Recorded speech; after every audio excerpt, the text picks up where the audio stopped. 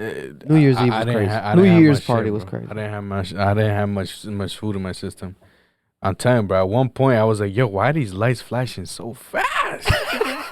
I was like, "Bro, what's going on?" But it was like an on and on switch, bro. That shit was fast. And every step I would take, I feel like my foot would just sink, bro. I said, "Oh shit." That's why I was like, "Bro, where's the water, bro?" I was like, I think it was Deja. Someone was like, "Yo, Marloon's in the bathroom washing his face. He's drunk right now." Yeah, I washed my face like what? 2-3 times. What's going on? Like, what are you saying? What? Yeah. And then I think Eric, I told Eric or someone, I think it was me that said Eric. Me and Deja told Eric, and then Eric was like, "That's good. Success." Some shit. I was like, "What? What's happening?" Yeah, bro. That's my first time ever getting tipsy, bro. That's why after that I sat down and it went away by the time I left.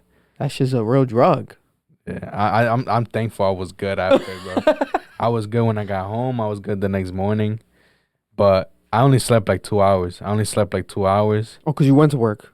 Yeah. So like I only slept for like 2 hours, and I had to wake up early because my dog was in the cage from like 11, and I went to take him out like around 8 in the morning. So he was in that cage for like 9 hours. Yeah. So I went to take him out, feed him and shit like that. And then I went back to my brother's crib. And then I went to work. That shit, bro. Jesus Christ. Now I know, man. Oh, man. Listen. Shout out to everyone out there. Ambition crew. That's too low. We're going to run that shit back. Yeah, run it back. They gonna let me for my ambition. You already know Club Ambition podcast. Club Ambition in this motherfucking bitch. For the new year, first episode of the new year, 2023.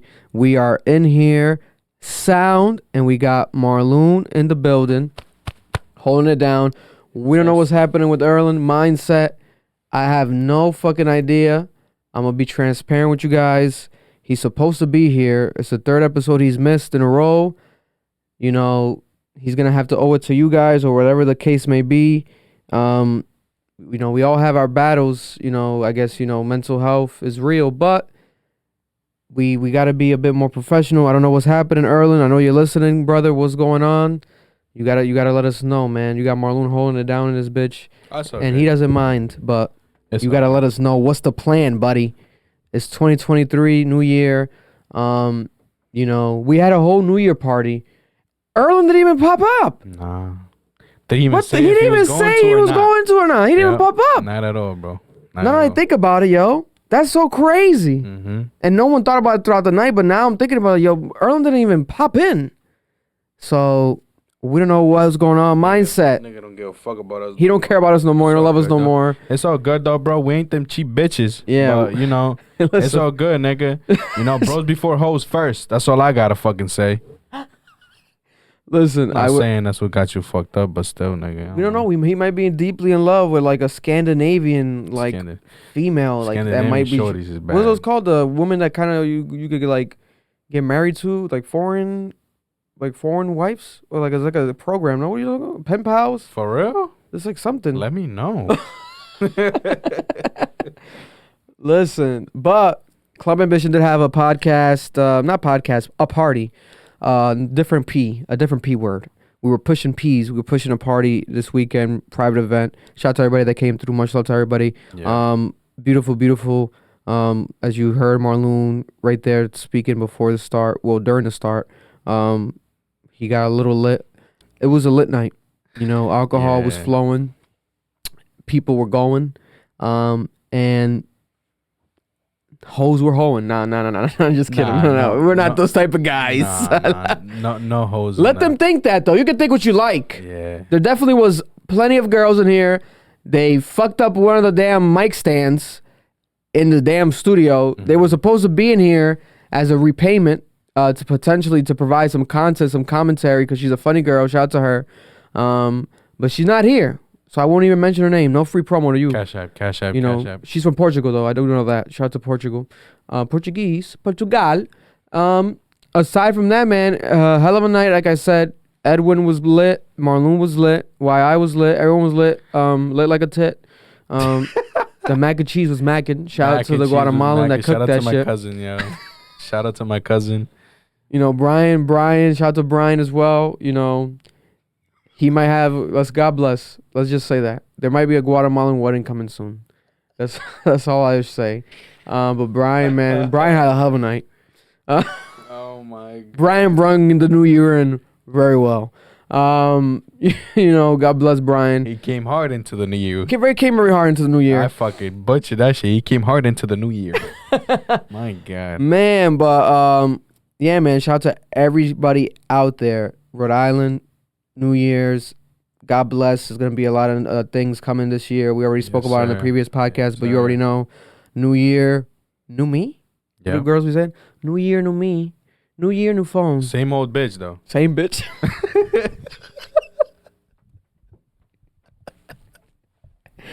Nothing changed with the bitch. The same shit.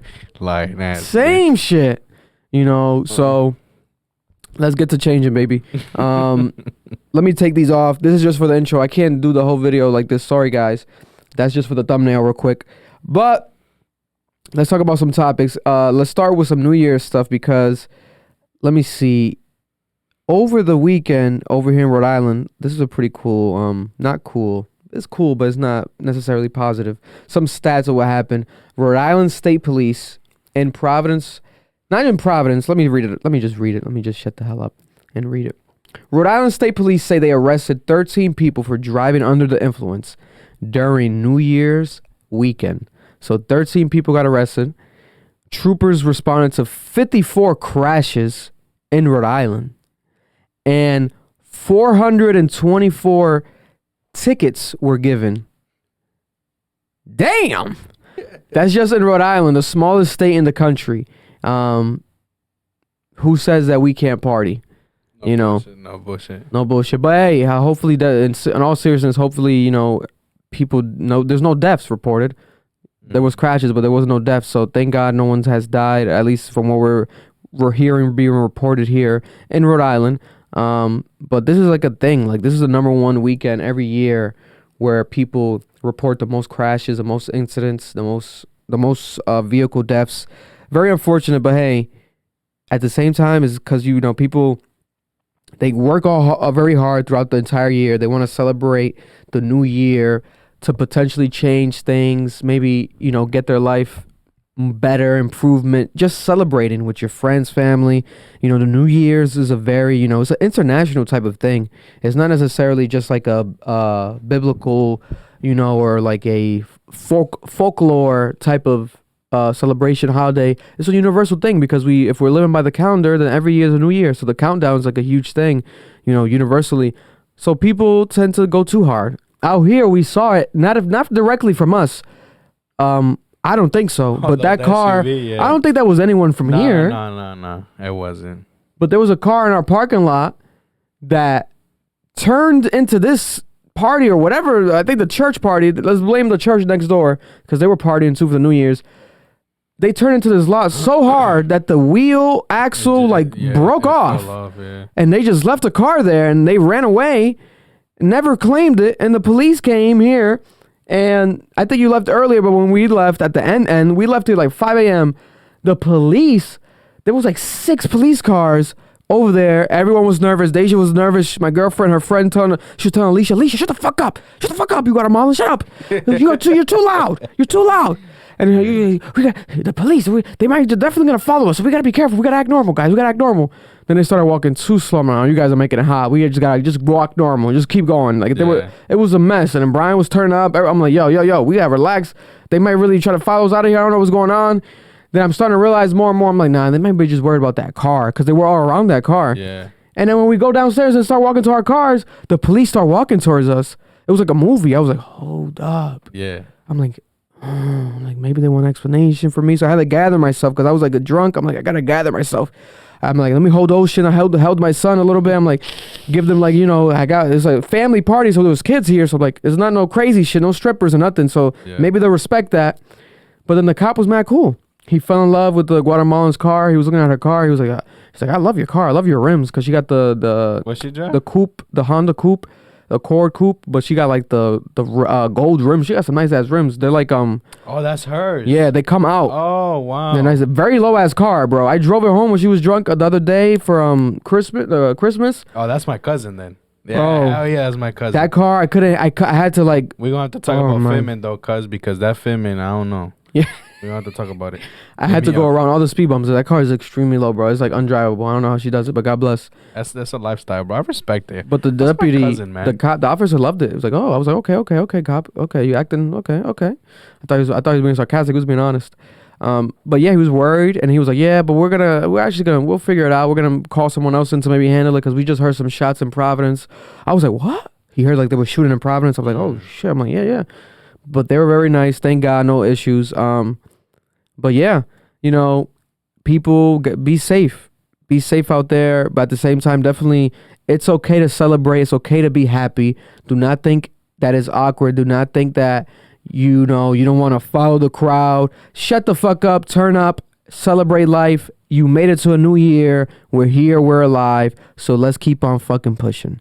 Because you might as fucking well. Why not? You're here. Let's fucking do it. You only live once. So 2023, hell of a party, hell of an event. Club Ambition, we brought it in through. Very, very, very dope. What else can we talk about? Oh, let's just talk about, well, there is a stomach flu going around. I want people to be very cautious. I had the stomach flu last week for a day. It was like full 24 hours. That shit rocked me, though. I was shitting, throwing up. It was crazy. Ocean had it the day before me. He was throwing up every time he ate. It was like a zombie. Like I thought we would turn into zombies. I'm like, yo, what is going on? But it's a stomach flu going around right now. It's serious. But it lasts literally 24 hours. And people in New England keep tweeting about it. A lot of people in New England have it. So be careful if you got the stomach flu out there. The flu's going hard too. Man, I never had nothing like that. I've gotten sick and shit, but I never had nothing like that where it had me on the fucking toilet and throwing up, bro. I was like questioning my life. Like that shit was crazy, man. My stomach it's better today. It's perfect today actually. But yesterday and during New Year's and everything, it was still like releasing the gases that was stuck. So like I was like struggling to fart. I had heartburn. It was a wild like that shit, man. I don't wish that shit on nobody. But God bless. Stay clear of the stomach flu going around. But then transitioning right into the dichotomy of the world. God gives, God takes. And we have been celebrating New Year's for the past 4 days, New Year's Eve, leading up to it, New Year's Day, and then today's considered New Year's Day as well on the calendar for, people. A lot of people are out of school today, out of work. But there was a lot of people that died. A lot of celebrities that died, bro. Literally between like the 4-day span. Starting with, rest in peace, Pele, the iconic soccer player. Arguably, a lot of people call him the best soccer player of all time, has passed away. Pele, from cancer. He passed away, I think, 82 years old, I want to say. He passed away. Rest in peace, from Brazil. Yep. The legend. And then the same day, Vivienne Westwood passed away. Rest in peace, Vivienne Westwood. Famous designer passed away. And then we have Barbara Walters passing away. Famous interviewer, journalist, has passed away. I watched all her interviews. Iconic. She would ask people questions straight up, like with like no regard. She'll be so blunt and like straight up. Like she told the Kardashians, like, you guys, you can't dance, you can't sing. To be honest, you're not really talented. It's like she had that classic like viral moment with the Kardashians. Like she has so many like straight up like moments. Iconic icon. Barbara Walters, rest in peace. Also, we have GANGSTA Boo from 3 6 Mafia passing away. She was the female part of 3 6 Mafia. She has passed away allegedly from fentanyl overdose. My God. So more than likely, people are saying that she potentially got laced.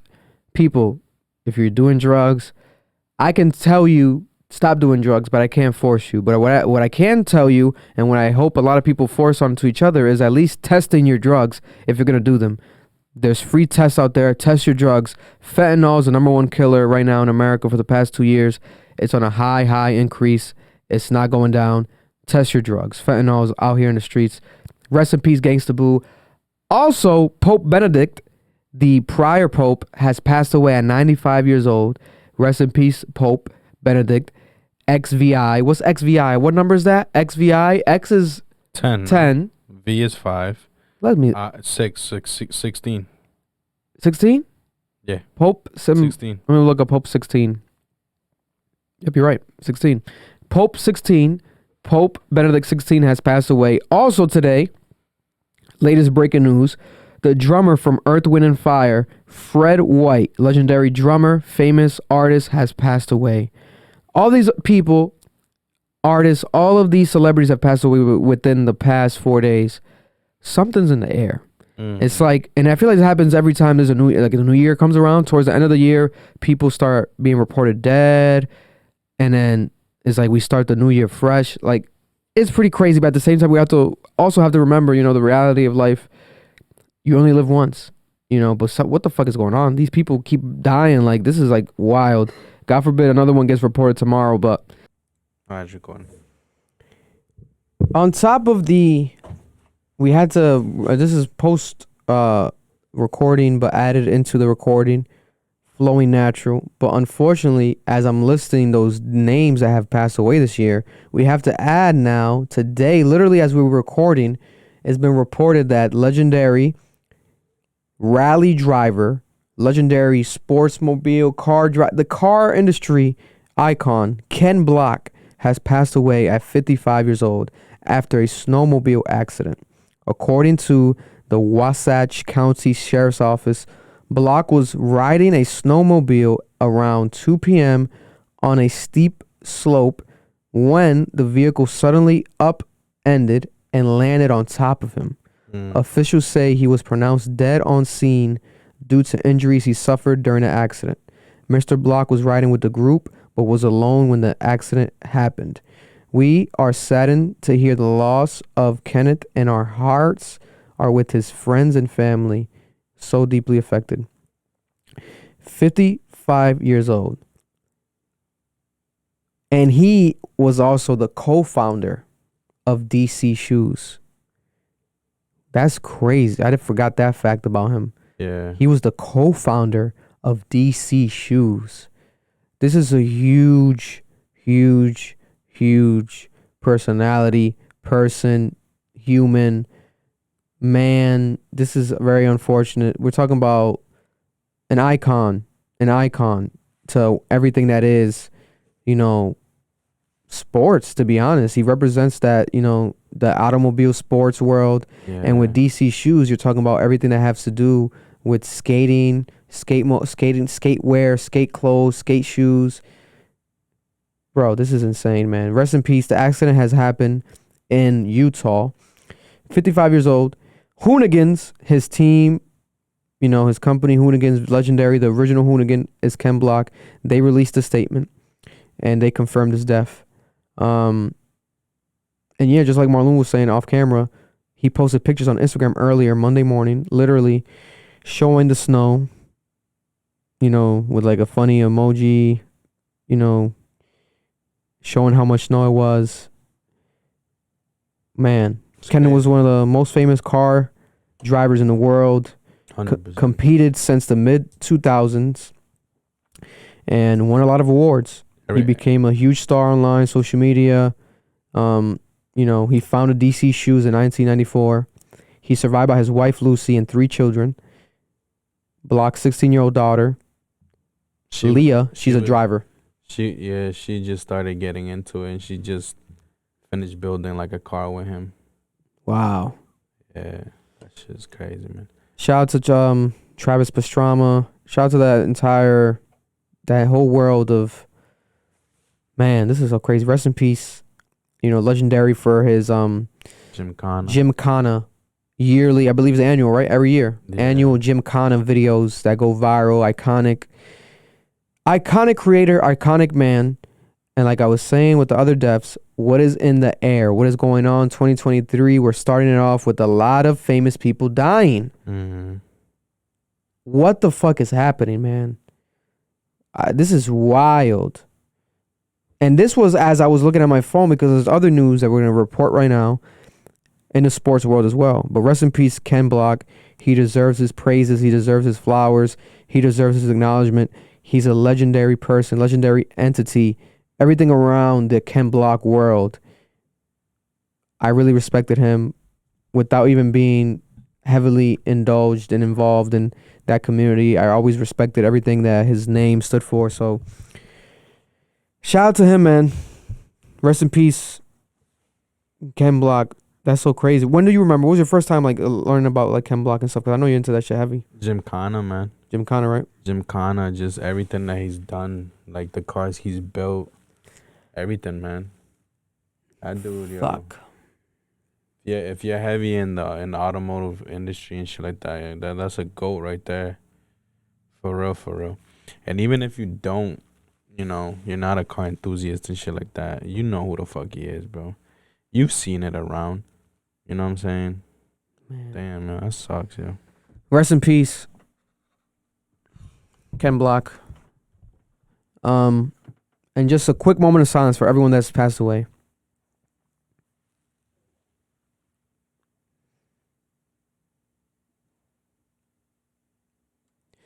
Celebrity deaths keep on going.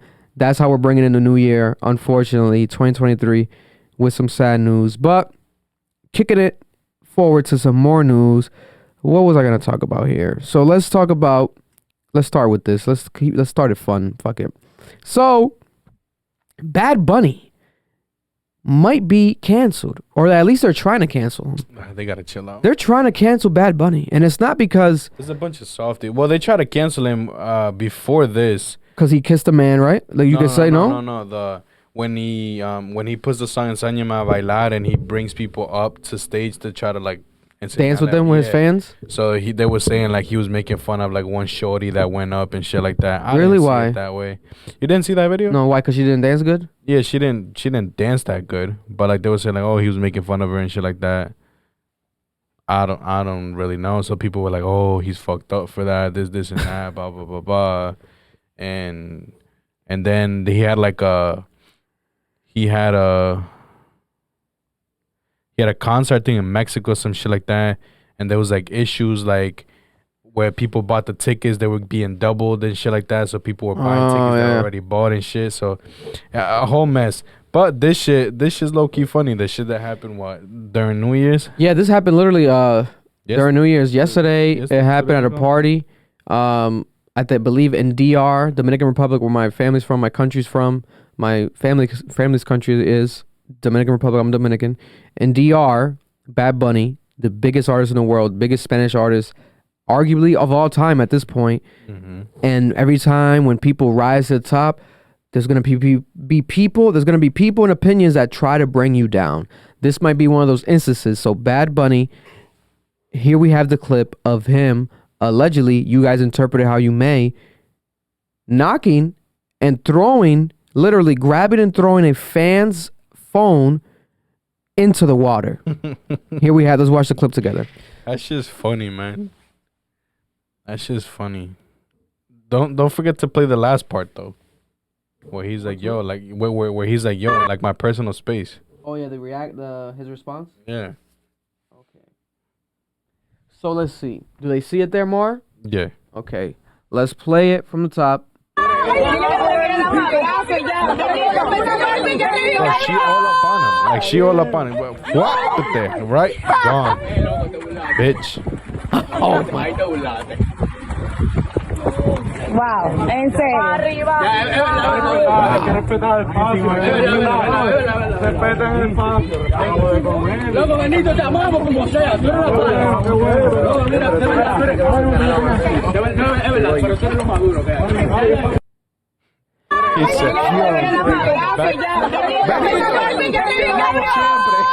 Te amamos como sea. That guy made sure to suck some dick real quick. I mean, it's fucking Bad Bunny, man. You can't really blame him. You know, he's reminding Bad Bunny. I would have grabbed the shorty and threw him in the water too. Listen, so let's break it down. Let's watch it slow motion. So right here we have it. We could play it without the audio at first. We have him literally smiling. He's walking with the fans. And then you have this one female fan that approaches him with the phone camera, frontward facing, recording. She got right there a quick moment, right? In my opinion, that's enough. She got that. That's it. You know, she could back off. What are you trying to do? A selfie video? That's it. You know? But then she seems to be walking with him for a while. Yeah, like pushing him and shit. Yeah, and she probably was walking with him prior to this already a couple like longer seconds, like a bit too long of a time, right? You know? And then her face, he's like, hey. He grabs the phone, boom. Look at her. She thought he was about to kiss her. He's going to record. She thought he might like, oh, you about to kiss me? What's going on here, baddie? Conejo, ¿qué va a pasar aquí? And he's like, boom, tosses it, boom. Oh, shit. Everyone looks over.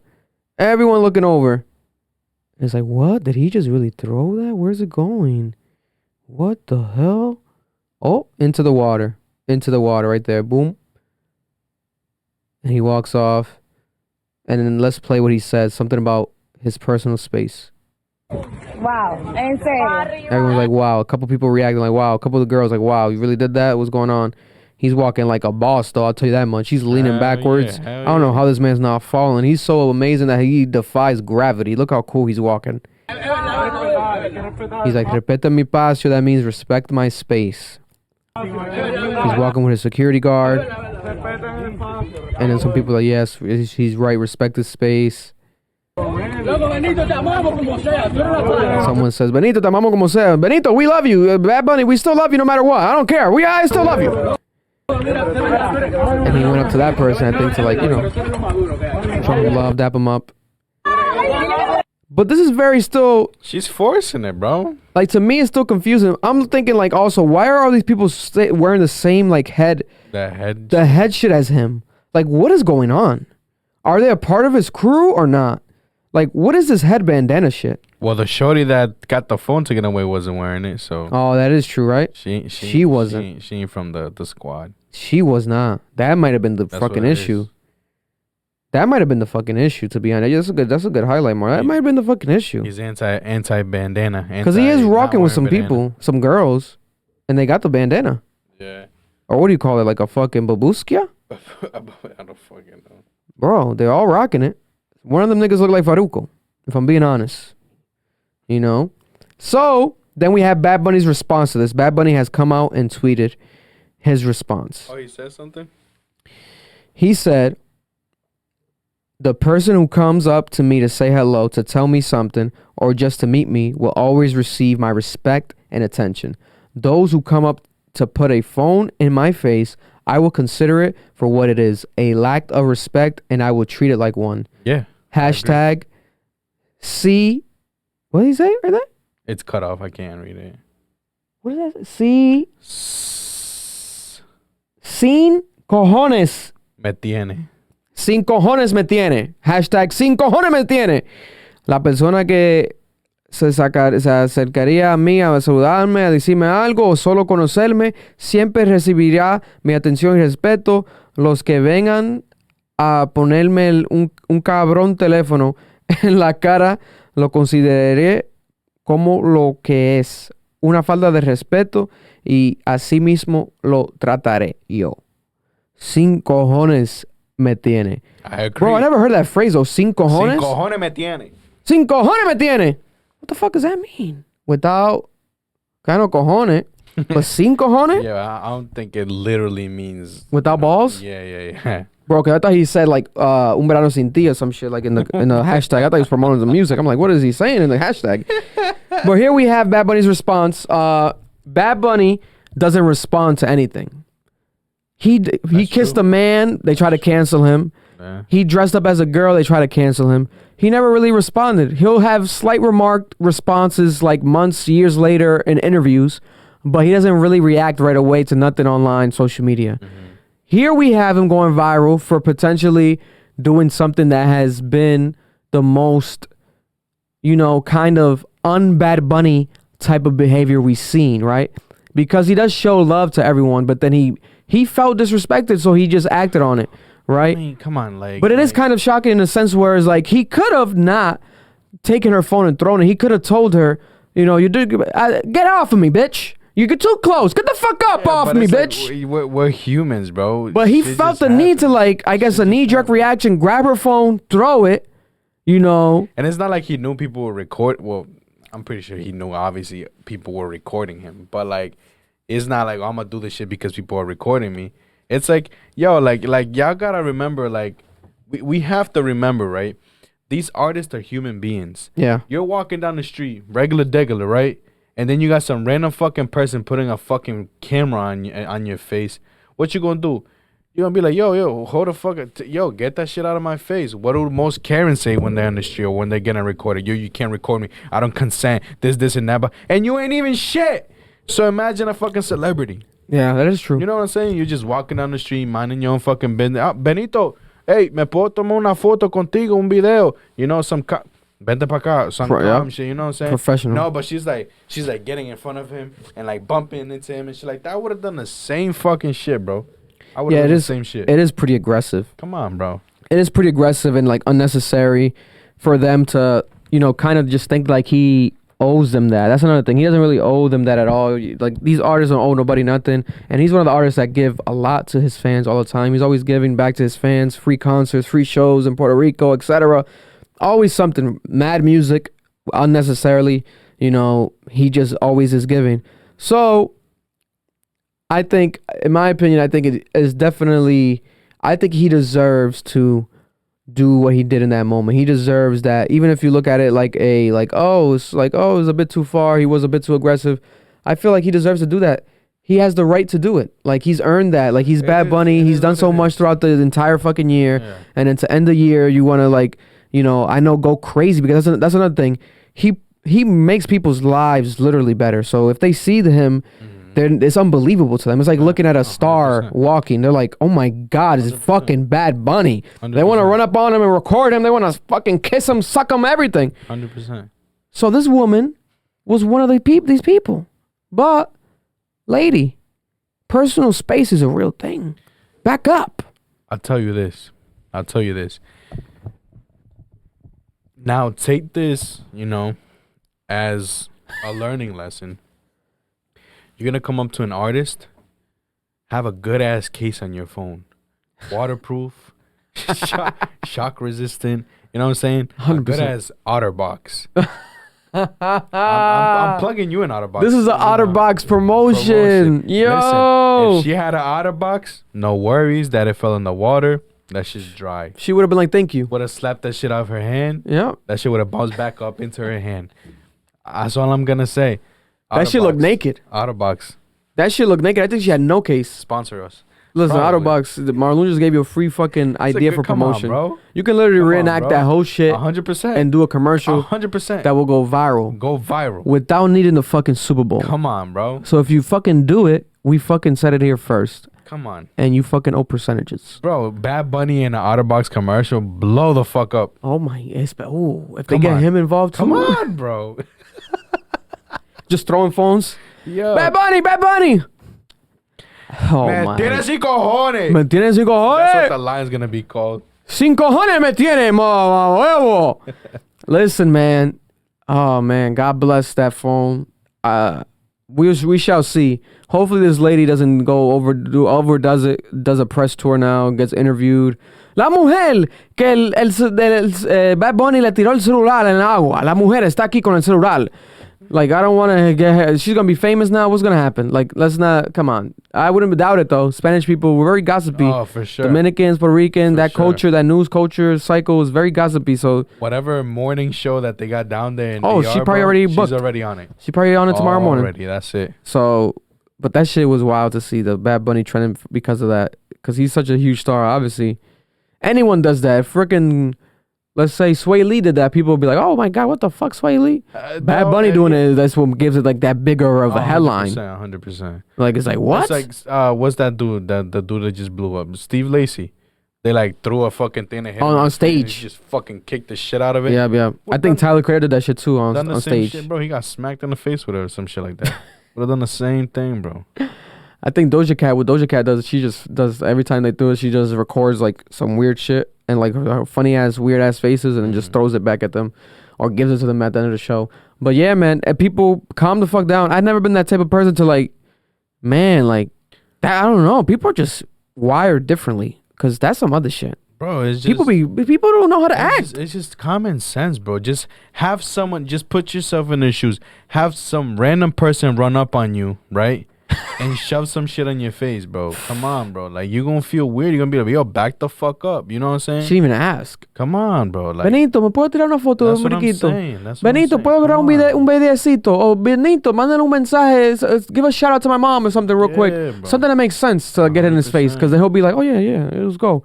But then you just doing it, not even talking to him, literally just filming him. Yeah. And like, he doesn't feel like looking at it because he's not in that mood right there. It's like, it's just awkward. It's awkward.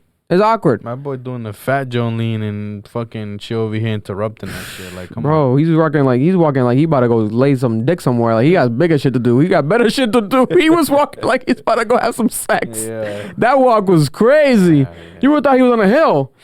Bro, he's slanting like he's a fucking gangster. That nigga, man. Listen, shout out to him, man. Artist of the year. 100%. And this year he might be already. Just give it to him. Why not?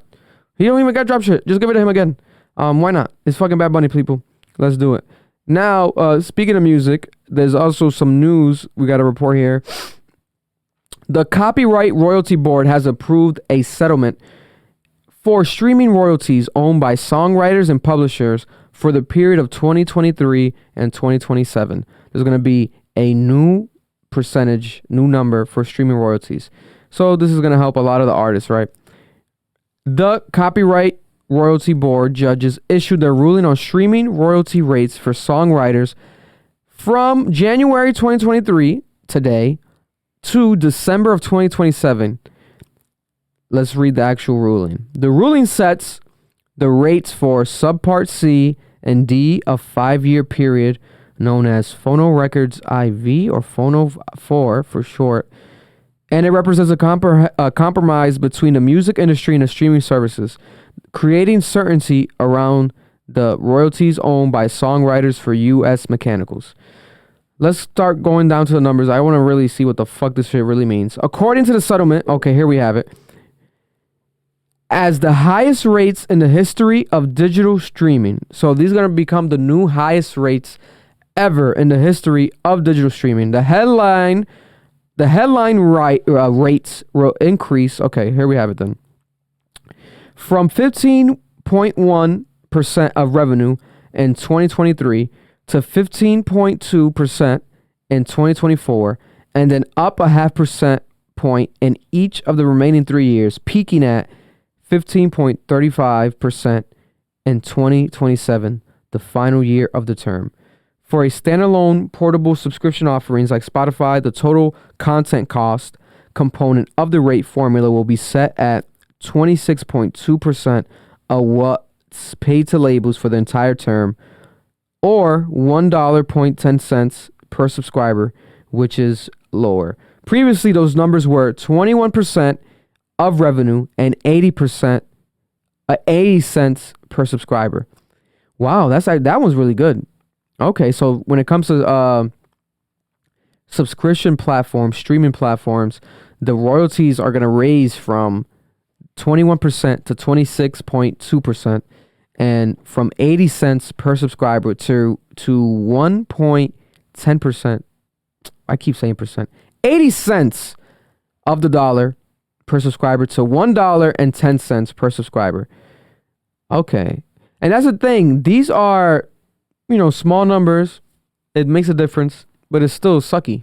It's like, it's just 100%. still bad. That's what I was going to say. I'm thinking this is going to be like a huge jump. Yeah. We're talking about 0.%. Bro, this is wild. 0.%. Not even a whole percent. Okay, let me see this one. The resultant mechanicals are compared against a pool calculated by multiplying a streaming service's total subscribers by 60 cents per person. Whichever of these two totals is bigger becomes the final mechanical royalty pool paid out to the publishers and songwriters. Previously, the multiplier for the last 10 years has been set at 50 cents per subscriber. Okay, so they're raising this by 10 cents. The final ruling reached 2 days before its rates is set to take effect is a striking contrast from the lengthy proceedings set from 2018 to 2022. Okay, the music industry initially won the increase of the headline rate from 11.4% to 15.1%. But the following year, Spotify, Amazon, Google, and Pandora appealed hoping to secure a lesser rate. This resulted in a legal back and forth that continues still and has created uncertainty between the companies and what songwriters are owed for their work. So this is actually like a big deal happening behind the scenes. A lot of people are not discussing. So people are trying to get more money, rightfully so. Songwriters, artists, and these streaming platforms are not trying to give more percentages. They want lower percentages. So it went from the main rate, the headline rate, starting at 11.4 to going to 15.1 in the recent years. But now the new rate is going to raise literally 0.1 percentage per year. So this year is raising to 15.2. Next year is going to go up again.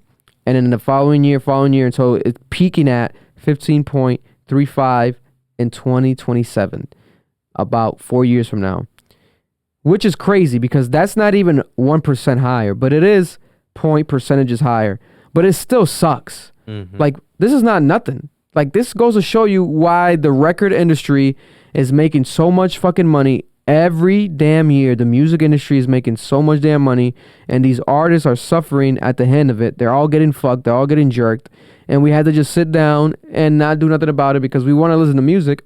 But it goes to remind you the struggle of this underlying issue in the music industry that no one's addressed clearly because no one knows the clear fucking answer to it. And it's literally the question, what is the value of a stream? No one's ever said it. We literally went from one day going to Walmart, going to Best Buy to buy CDs, to the next day, okay, now it's on your phone. You have it, streaming services, okay. But then for us as a consumer, we don't care. It's fun for us. We get to listen to any music whenever we want, easier. But for the people creating the music, they never got a clear definition. No one signed a contract. There wasn't like a contract agreement amongst all record labels, all artists around the world, where they're like, okay, we can do that. We're not gonna do CDs anymore. Let's do streaming services, and we're gonna get this much money. They never did that. The record labels handled it with these companies, Pandora, Spotify, Apple Music, and they left the artists out of the negotiating. None of these artists have negotiated none of that. They have nothing to do with it. And unless you're Drake or Nicki, like these huge artists, it doesn't direct your numbers because they're going to get millions no matter what. But at the same time, technically, they're getting jerked. They're getting fucked. Yep. Drake should be getting billions of dollars because that's how much he's making these record labels. That's how much he's making to Universal. Last year alone, Drake dropped what? Honestly, never mind. The album with fucking 21 Savage and all those features, random songs he dropped, re-releasing his old shit, the care package shit that happened like the year prior. And he's always going to get streams off his old music. How much money do you think he made, the record label? Bro, it's probably so much. But he signed a new contract, I think it's like $600 million. So like he probably doesn't give a fuck, obviously. But it's just so wild that we have to like deal with this. Let me just look up randomly how much, let's see, if they probably didn't release it yet, but how much money was made in the music industry in 2022. Let's see. Wow. Okay. Damn. Wow. How much? U.S. recorded music revenues in the first half of 2022 to rise 9% compared to the year prior to $7.7 billion estimated value. Wow. That was half of 2022. So let's say double that.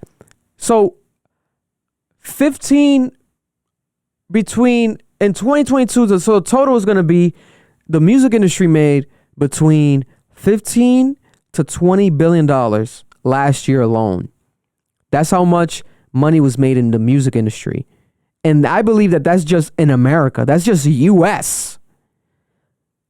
Bro, that is insane. And if you think about it, last year was when everyone had their lowest selling albums of all time. You had some of them that were the highest. Taylor Swift. Who else? Fucking SZA had wild numbers. But aside from that, you had, even Drake's first album, Honestly Nevermind, sold low. You had everyone else selling like, they're not even going fucking gold. They're not going gold. They're not going platinum. Like, no one's going platinum anymore. Albums are selling lower than ever before.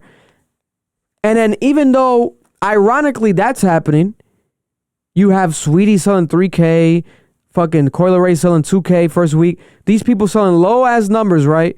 But then you have the music industry making $20 billion? Something's up. And these motherfucking rich people that run these labels need to give these artists a bigger chunk of the pie, a bigger piece of the pie. But hey, guess what?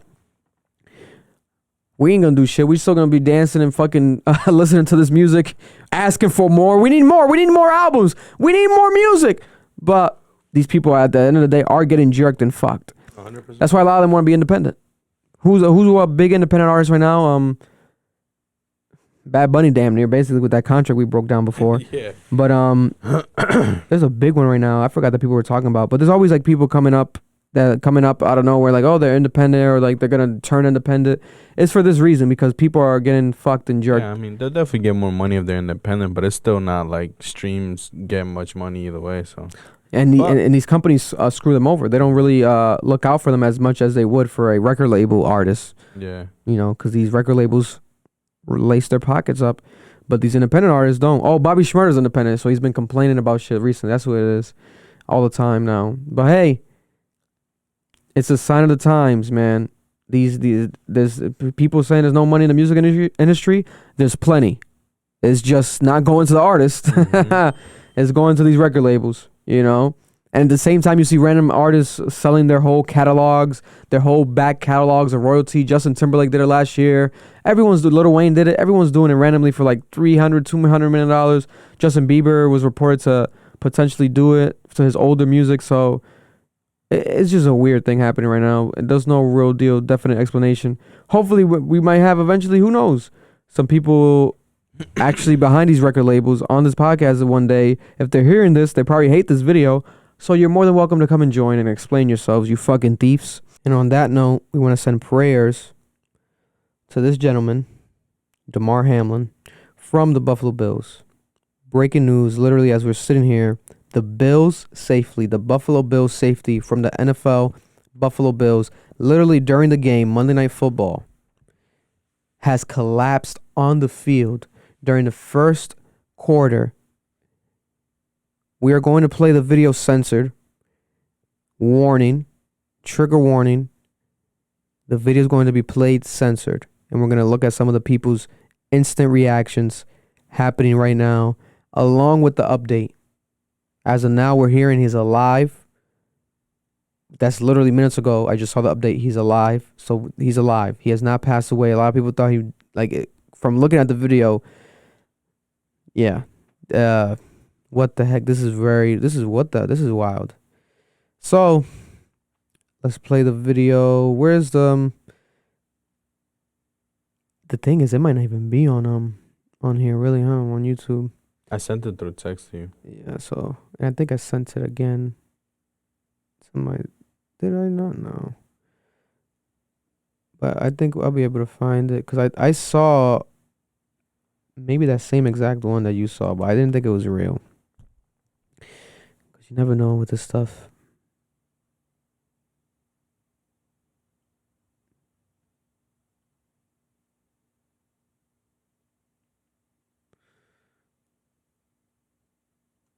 Man.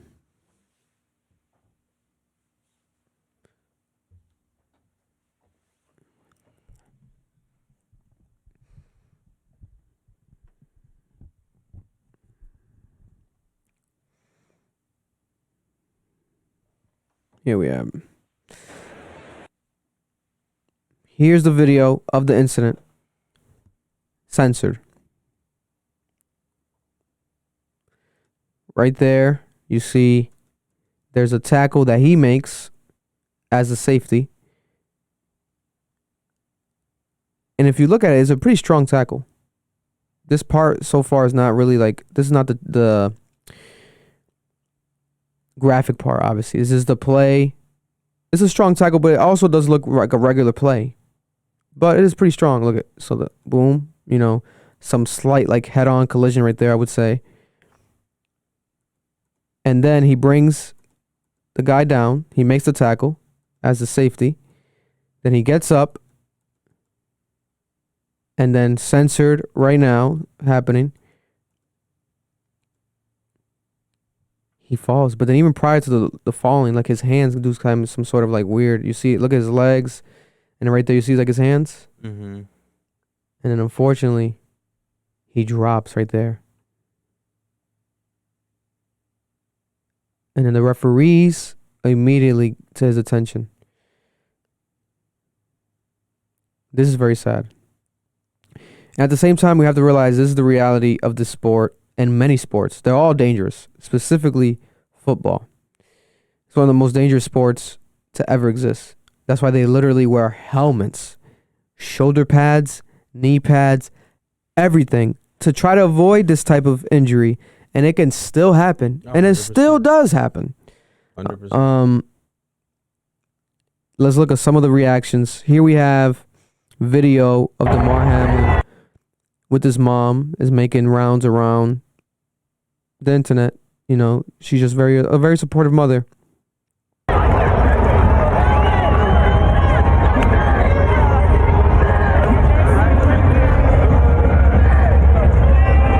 Proud of her son, as she should be. So prayers to his mother, prayers to that whole family. And then we have Ryan Clark. 4 years old. Let's look at Ryan Clark's instant reaction. It's been going viral. Or actually, let's look at some on-field reactions first. So here we have, you know, the quarterback's reaction, the team's reaction on the field. Because this literally happened as the game literally just started. Like, there was like 7 minutes later into the inning, and then this happens. After a couple scores, though, I will say that. There definitely was a lot of action early in the game. And this is a very, by the way, guys, for those who don't know about football, this is a very, very key game, very important game. This is not just a regular game. It's a game that can decide a lot of people's potential place now in the playoffs, the standings. You know, it's an important game. Man, prayers to that whole team. His teammates literally have to just deal with this. Like, this is very sad. The whole field in shock, right? We have some reactions. So this is Ryan Clark's reaction. This is about Damar Hamlin. Turn the speaker up a little bit more, please. That way I can hear it a bit. It's about a too. young man at 24 years old that was living his dream. Mm-hmm.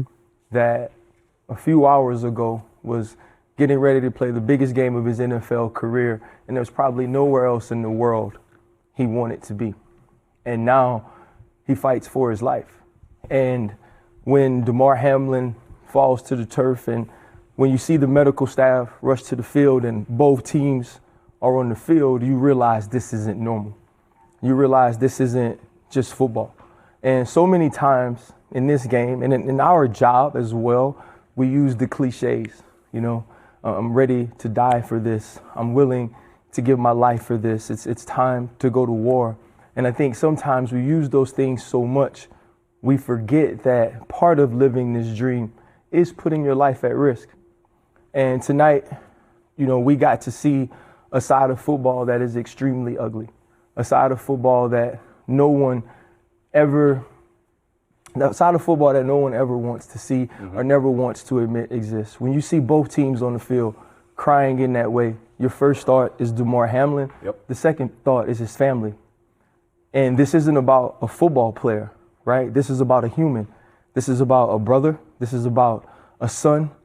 This is about a friend. This is about someone who is loved by so many that you have to watch go through this. I dealt with this before, and I watched my teammates for days come to my hospital bed and just cry. I had them call me and tell me that they didn't think I was going to make it. And now this team has to deal with that, and they have no answers. Mm-hmm. And so the next time I think that we get upset at our favorite fantasy player, or we're upset that the guy on our team doesn't make the play, and we're saying he's worthless, and we're saying you get to make all this money, we should remember that these men are putting their lives on the line to live their dream. And tonight, Damar Hamlin's dream became a nightmare for not only him. Very, very, very true. Very, very true. I second Ryan Clark's opinion, statement. everything he said there is literally how I feel. Let's see. There's I think I saw LeBron James actually. Let's look at LeBron James's reaction. Fresh off, literally, I think he had a game. It looked like his post conference for his game. LeBron James reacting to the unfortunate Damar Hamlin accident that has occurred. Just won a basketball game. I'm not sure if you saw what's happened in the if you saw in the locker room what's happened with the NFL game. They have suspended the game while waiting the player's condition. I was wondering if you can comment on your thoughts on what happened. Is that the right call? Obviously. Well, obviously, I don't know. What happened. I seen the play, but I don't know exactly what happened. My thoughts and super prayers goes up to the skies above for that kid's family, for him, for that brotherhood of the NFL and everybody a part of the NFL family. It's definitely the right call by either whoever made that call, Roger Goodell, or whoever had an opportunity, the authority to make that call to suspend that. The safety of players in all sports is always the most important. So, it was a terrible thing to see, and I wish nothing but the best for that kid, for the city of Buffalo, for the franchise of the Bills, and like I said, for the rest of the NFL too as well, and also the Bengals that was there, playing in that game. So I'm a huge fan of the NFL. I'm a huge fan of football, and you never want to see anything like that happen, even in the type of competition that they're playing in. Well said as well. Listen, this is going to be a historical thing right here. This is history. Like, this is unfortunate history. But the night that this happened is going to be something that's traumatic for everyone. Look at some of the fans leaving the game that was suspended. Yeah, oh no. Okay, so these are fans showing up at the actual hospital. Wow, okay. Where Damar Hamlin was taken to, more specifically.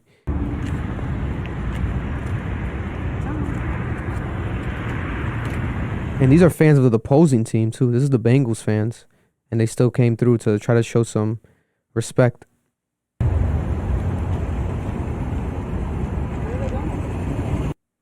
That is crazy, man. Yeah. This is wild. This is wild. This is very unfortunate.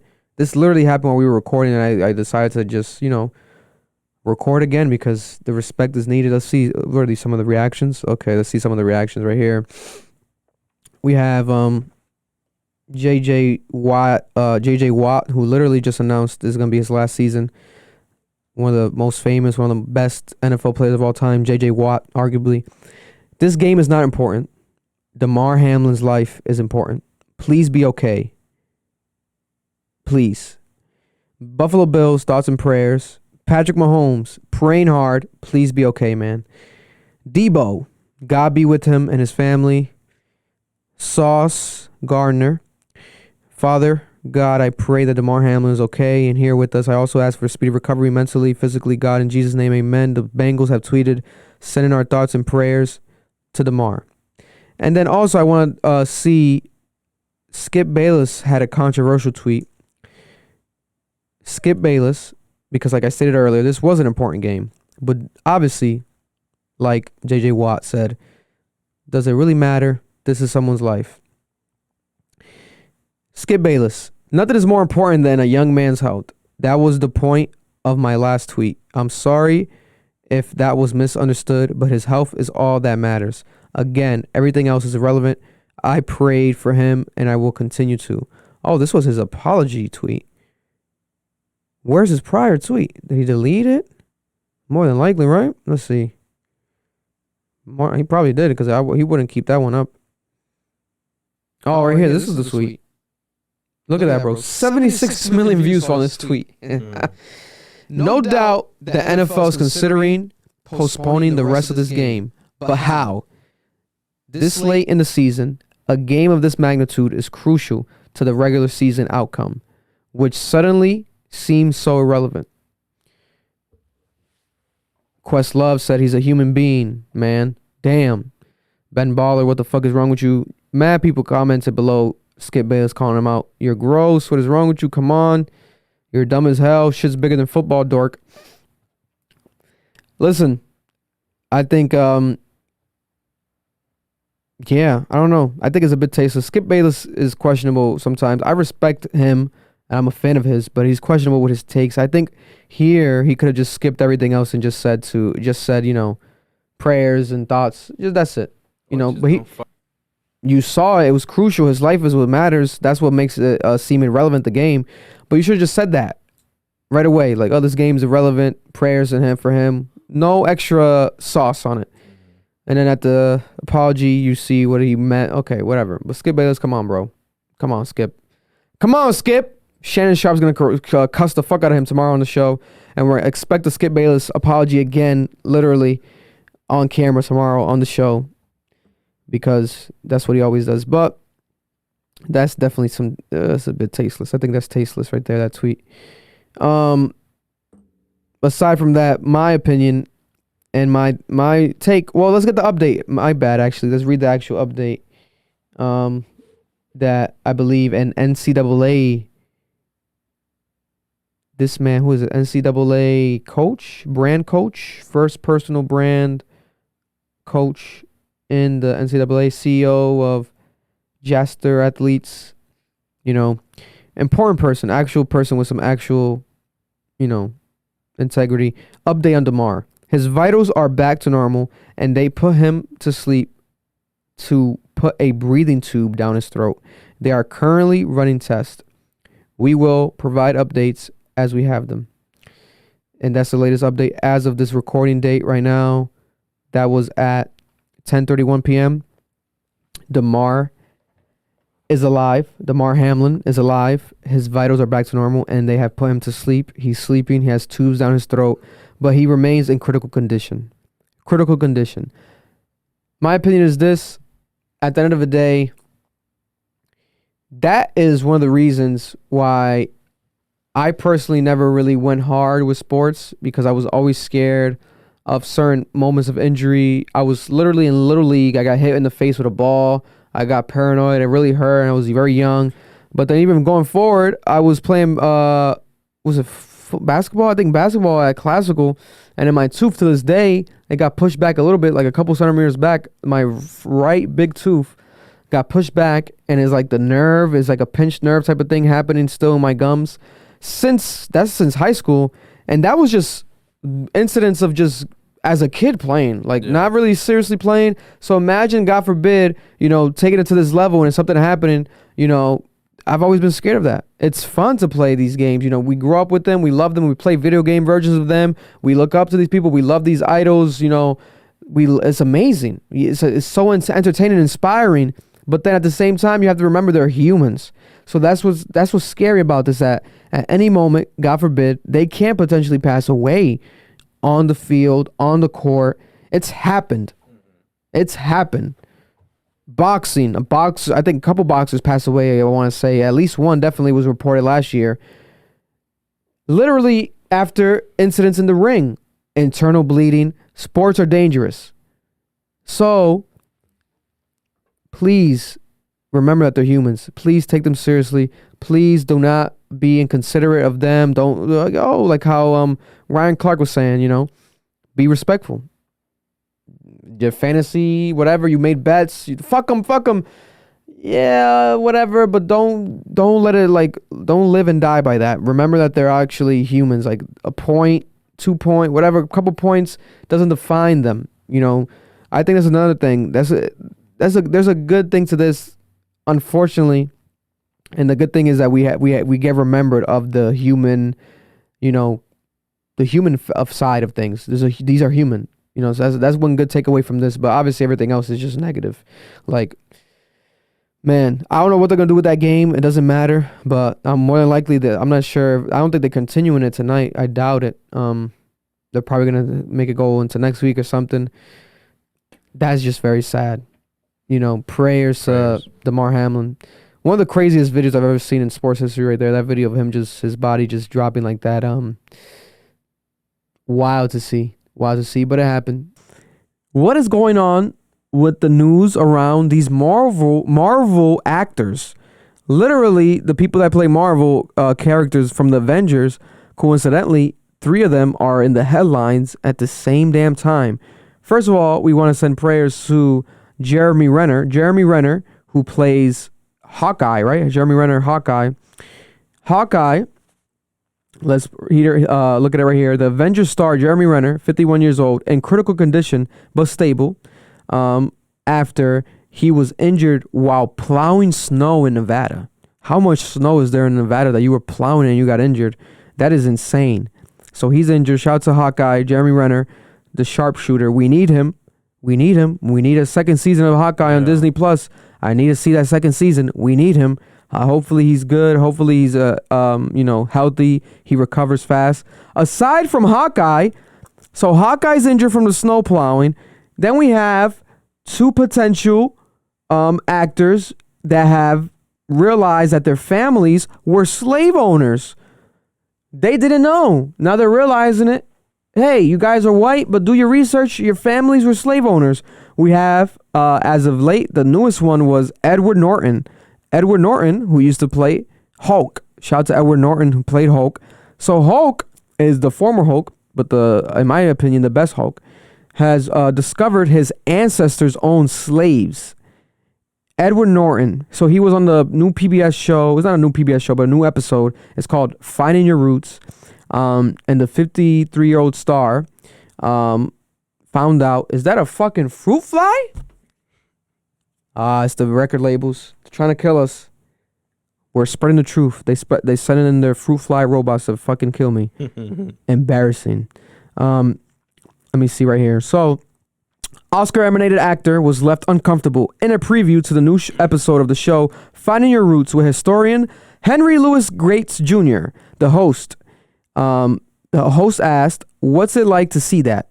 After presenting the actor with a photo of a family of seven slaves that his family owned, Edward Norton, ancestrally.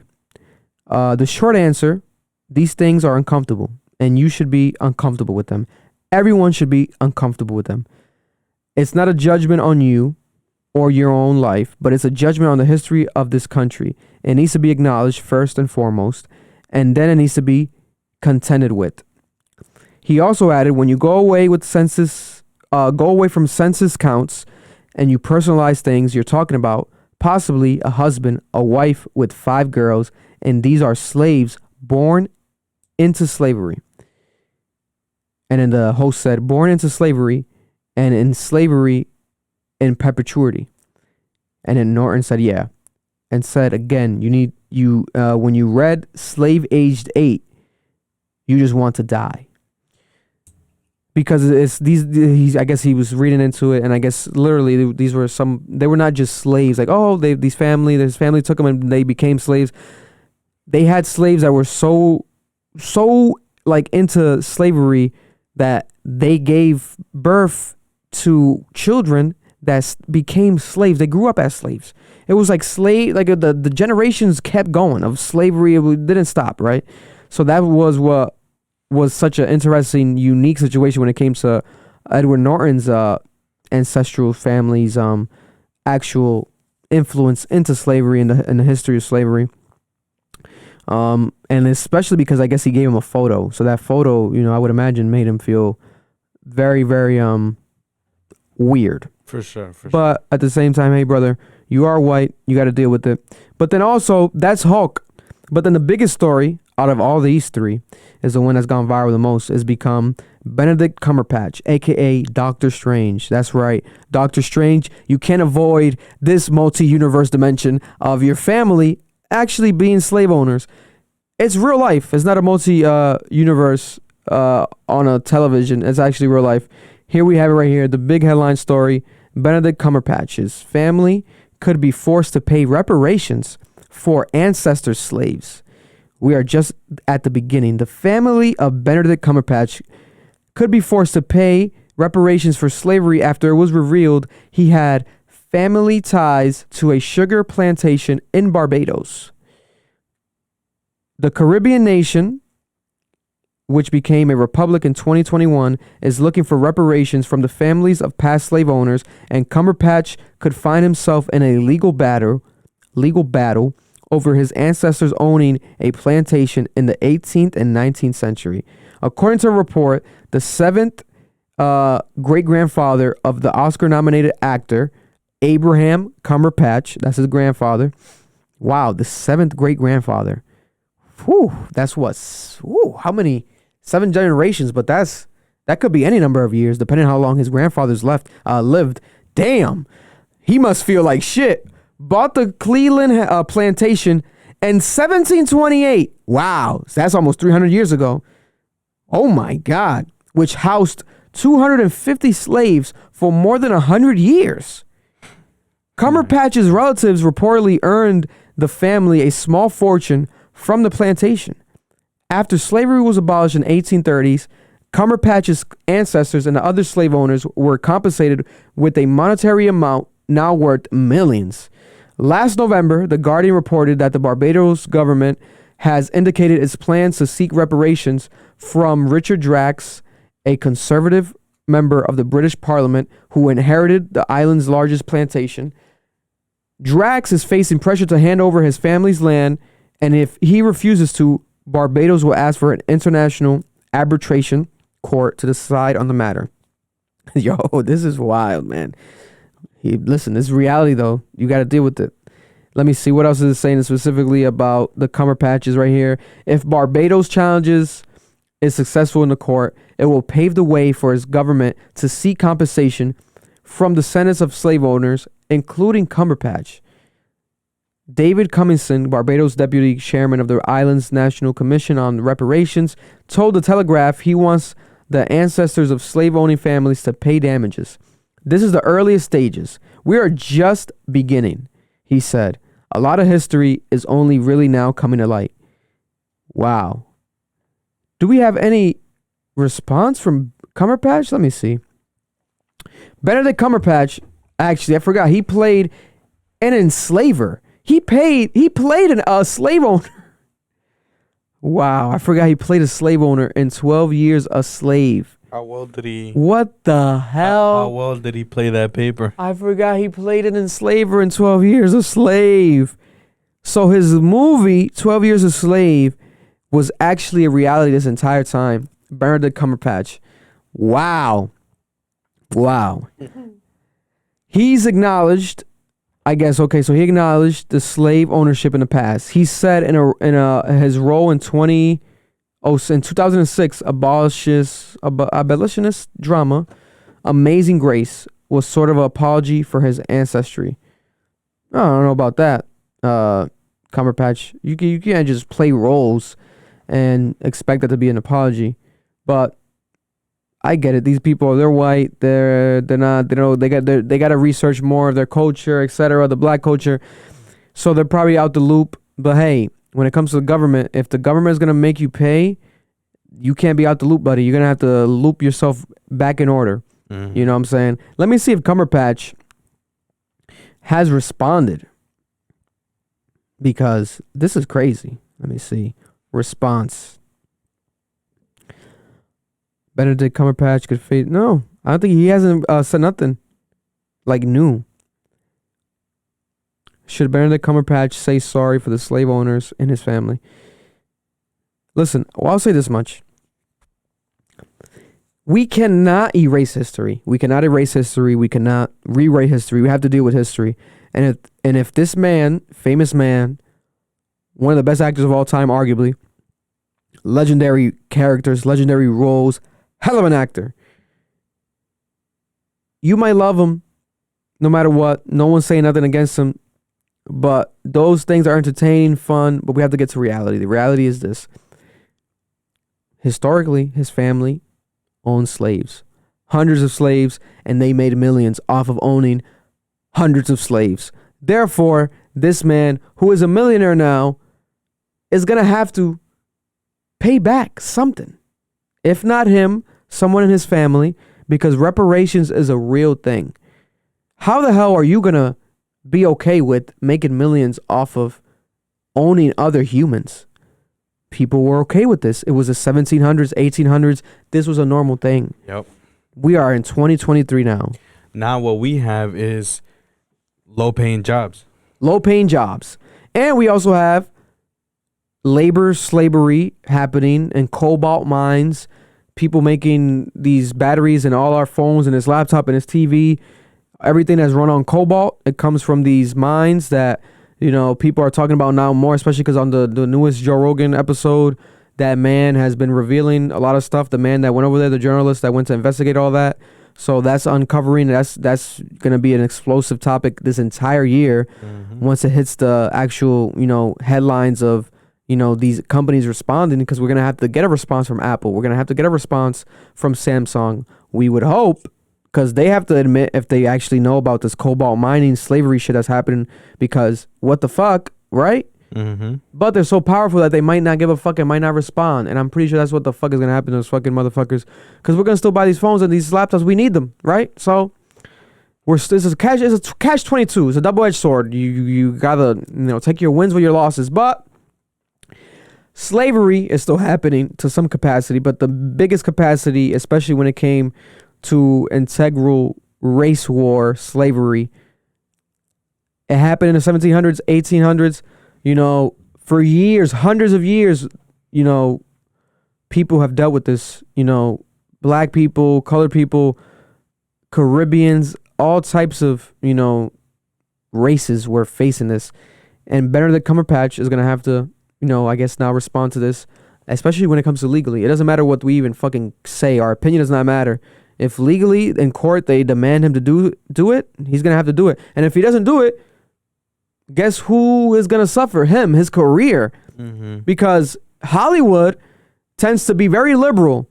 And liberal fans and social media, Disney, if Benedict Cumberbatch does not pay back his reparations if he's demanded to, you think that he's going to be Doctor Strange again? That Doctor Strange job is out of here. You're not going to be Doctor Strange no more. You're going to have to pay those reparations. Whether you care about it or not, you better fucking act. Since you're such a good actor, you better act like you care. And, you know, put a smile on, because your career is in jeopardy here, if we're being actually honest. Because Disney does not play that shit. You're going to have Disney, like, you think that Disney's going to be okay with, like, oh, yeah, we have actors that are, you know, their families own slaves, and, you know, they didn't pay back reparations. Like, you know, hell no. I mean, it's also fucked up, though, that they want to put all of that on his shoulders, you know what I'm saying? When he had nothing to really do with it. But that's the thing. It is what it is, you know. It comes to haunt you. And that's the double-edged sword about that, because it's like you want to, obviously, if you're white, you want to, like, okay, know your history, and you want to use your white sort of, what's it called? Like white privilege to acknowledge historically what your family did. Because that happened a lot during the Black Lives Matter movement, the past pandemic years, these past like 3 years. You had a lot of white people doing that, like owning up to their ancestral, historical fucking wrongdoings, right? Similar to how, like, what Brown University does. Yeah, well, Brown, yeah, exactly. A lot of people, you know, they're coming out and doing that. But then you have a specific case where celebrities are finding out, you know, specifically that their families had ties, especially a Benedict Cumberbatch case where his actual great-grandfather from the 1700s, you know, was involved in, you know, hundreds of slaves and making millions of dollars from these slaves.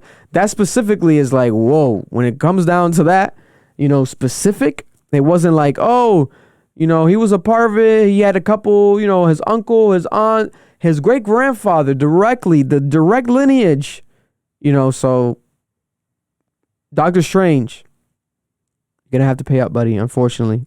But fortunately at the same time, because, you know, who knows? I believe my family background, definitely I have some bloodline that was slaves. So I'm not sure how reparations is going to work, but who knows? Maybe I might be, there's might be a big check waiting for me one day. They might just call me up. Hey, Victor Myers, you know, your family, you know, there was some Dominican slavery happening in DR, you know, and Haitian slavery, you know, and your blood work shows that you know, how are they going to do that? Like how, because reparations is one thing, getting the money, that's one thing, collectively getting it, but how is it going to be spread? We had Jorge Elorza in here, the Providence mayor, a former Providence mayor now. He spoke about his plans of reparations for Rhode Island and Providence specifically. And, you know, it sounded good. Has not happened yet. How is this going to work? The PPP loan happened. People were signing up, getting money. A lot of people didn't deserve that fucking money. A lot of fucking scamming going on. Will it be the same with reparations? Will it be people sign up for reparations that don't deserve the reparations and they get the reparations? That's the thing with this fucking reparations thing. Because I'm all for it. It's always been a topic of conversation. You know, paying back the slave lineages for the money that the slave owner lineages have made from them. It makes sense, right? Think about it. It's fucking, they made millions. You would think that these people are going to get some money back because what the fuck, bro? My family, my great-grand aunt was a slave. You owned her? You got to give me maybe something to, you know, I guess level it out morally. It would make sense business-wise, morally. But at the same time, one would hope there's a future where we kind of like move so far past from all this shit that, you know, it's like such a distant future, slavery, racism. One would hope in a perfect world, but I feel like that's never going to really happen. Like, Yeah. bro, we see this shit all the time. People, slavery is always going to be here. There's always going to be some sort of separation, segregation. We're going to have to just deal with it. But then we have it, unfortunate, you know, situations. They're trying to cancel Benedict Cumberbatch, Doctor Strange. They're trying to cancel now Bad Bunny. You know, hell of a way to start the new year, 2023. But then we have it. We're going to have some guests coming up in the following weeks. Hopefully they confirm. And, you know, I'm excited for this new year. Cap is still going to keep on growing. We appreciate every one of you guys that have listened to us every single fucking week. Mm-hmm. We're not stopping. It's only fucking just started. And, yeah, man, to the fucking moon. Yes, sir. Erlen, again, we're going to put what's it called when you put out like a signal or something, like someone's lost or something? Oh, fucking. What's that? Amber Alert. I am. We're going to put an Amber Alert out for Erlen. We don't know what's going on. But we know there's hundreds, thousands of you, literally, every week, and you're probably familiar, used to him, etc. We have no explanation because we don't know what's going on. Yeah. Blow his DMs up, like we've said in the past, like Manu said in the past. Blow his DMs up. That's all we can really say. But we'll be here next week. Yes, sir. We'll say that much. God willing. God willing. And as we get that stomach flu again and turn into real zombies. Or you never know what happens, you know. But until next time, this has been Sound, Club Ambition, Marloon, and we are out. Cap. We out this bitch. We love you guys. Happy New Year's. Happy guys. New Year. Subscribe, all that good shit. They gon' love me for my ambition. They gon' love me for my ambition.